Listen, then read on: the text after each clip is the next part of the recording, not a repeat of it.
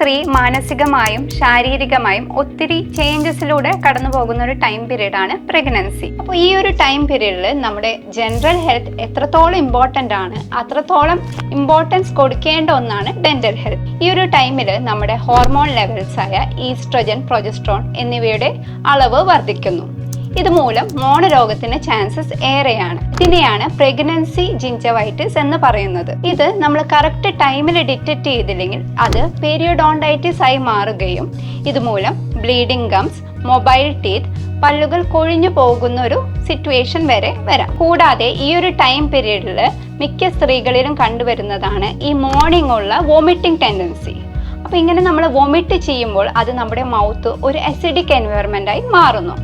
ഇത് കൂടാതെ തന്നെ നമ്മൾ ഇമീഡിയറ്റ് ആയിട്ട് ടൂത്ത് പേസ്റ്റ് വെച്ച് ബ്രഷ് ചെയ്യുമ്പോൾ നമ്മുടെ മൗത്ത് ഒരു ഹൈലി അസിഡിക് എൻവയറമെൻ്റ് ആയി മാറുകയും ഇത് നമ്മളുടെ പല്ലുകളെ സാരമായി ബാധിക്കും. അതേപോലെ തന്നെ ഈ ടൈമിൽ നമ്മുടെ സലൈവറി എമൗണ്ടും വളരെയധികം കുറയുന്നു. ഇതിനെയാണ് ഡ്രൈ മൗത്ത് എന്ന് പറയുന്നത്. അപ്പോൾ നിങ്ങളൊരു പ്രഗ്നൻസി പ്ലാൻ ചെയ്യുന്ന ഒരു കപ്പിൾ ആണെങ്കിൽ ഏറ്റവും ബെസ്റ്റ് പ്രഗ്നൻ്റ് ആവുന്നതിന് മുന്നേ തന്നെ ഒരു കംപ്ലീറ്റ് ഡെന്റൽ ചെക്കപ്പ് ചെയ്യുന്നതായിരിക്കും.